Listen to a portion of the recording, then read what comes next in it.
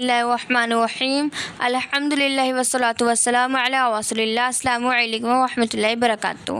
آپ سب کا استقبال ہے میرے چینل رسول اللہ کی باتوں میں۔ امید کرتی ہوں کہ آپ سب خیریت سے ہوں گے۔ خدا ہم تمام کو سلامت رکھیں۔ آج ہم بات کریں گے ماہ محرم کے فضائل اور افضل اعمال کے بارے میں۔ ماہ محرم حرمت اور عظمت والا مہینہ ہے۔ ماہ محرم ان 4 بابرکت مہینوں میں سے ایک ہے جن کو اللہ رب العزت نے یہ کائنات بناتے وقت ہی سے بڑی عزت، احترام، فضیلت اور ساتھ ہی اہمیت عطا فرمائی ہے۔ سورۃ توبہ کی آیت نمبر 36 میں اللہ رب العزت فرماتے ہیں ان عدۃ الشہور عند اللہ 12 شہرا فی کتاب اللہ یوم خلق السماوات والارض منها 4 حرم ذلک الدین القیم۔ ترجمہ یہ ہے کہ حقیقت یہ ہے کہ اللہ کے نزدیک مہینوں کی تعداد 12 مہینے ہیں جو اللہ کی کتاب یعنی لوح محفوظ کے مطابق اس دن سے نافذ چلی آتی ہے جس دن اللہ نے آسمانوں اور زمینوں کو پیدا کیا تھا۔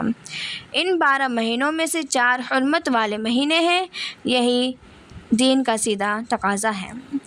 اس آیت مبارکہ میں یہ معلوم ہوتا ہے کہ قمری اسلام سال کے 12 مہینوں کے نام اللہ رب العزت نے خود مقرر فرمائے ہیں، اور اسی سے معلوم ہوتا ہے کہ 12 مہینوں میں سے 4 مہینے حرمت، عظمت اور احترام والے ہیں، اور ان کو اشہر الحرم بھی کہا جاتا ہے۔ حدیث مبارکہ میں آتا ہے کہ حضرت ابوبکر رضی اللہ عنہ سے روایت ہے کہ حضور اقدس صلی اللہ علیہ وسلم نے حجۃ الوداع کے موقع پر ارشاد فرمایا کہ زمانہ اب اپنی اسی اہیت اور شکل میں واپس آ گیا ہے جو اس وقت تھی جبکہ اللہ رب العزت نے آسمان اور زمین کو پیدا فرمایا تھا۔ تو سال کے 12 مہینے ہوتے ہیں۔ ان 12 مہینوں میں سے 4 مہینے حرمت والے ہوتے ہیں، 3 تو مسلسل ہیں، ذوالقعدہ، ذی الحجہ اور محرم، اور چوتھا مہینہ رجب کا ہے جو کہ جمادی الثانیہ اور شعبان کے درمیان میں ہے۔ حضرات اہل علم فرماتے ہیں کہ جو شخص ان 4 مہینوں میں عبادت کا اہتمام کرتا ہے اس کو سال کے باقی مہینوں میں بھی عبادت کی توفیق ہو جاتی ہے، اور جو شخص ان مہینوں میں گناہوں سے بچنے کی کوشش کرتا ہے تو وہ سال کے باقی مہینوں میں بھی گناہوں سے بچنے کی توفیق اسے ہو جاتی ہے۔ اسی لیے ان 4 مہینوں میں زیادہ سے زیادہ عبادت کی جائے اور گناہوں سے بچنے کے لیے زیادہ سے زیادہ کوشش کی جائے۔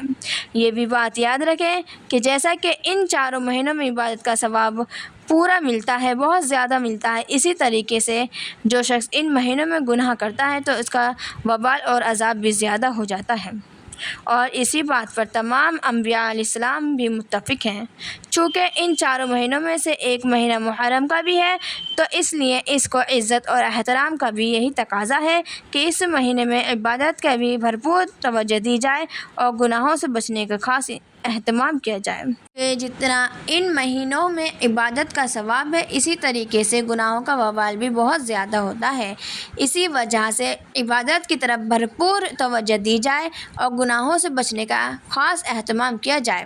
یہی اس مہینے کی فضیلت، اہمیت ہے، اور عبادات دن میں بھی کی جا سکتی ہیں اور رات میں بھی، اس کا کوئی وقت مقرر نہیں ہے یا پھر تاریخ کوئی مقرر نہیں ہے، اور نہ ہی اس کے لیے کوئی خاص عبادت مقرر ہے، بلکہ ہر شخص اپنی استطاعت کے مطابق پورے مہینے میں عبادت کرے اور فرائض، واجبات، سنت، مستحبات، نوافل، ذکر قرآن، دعا، صدقات، روزے اور دیگر نیک اعمالوں کا بھی اہتمام کریں۔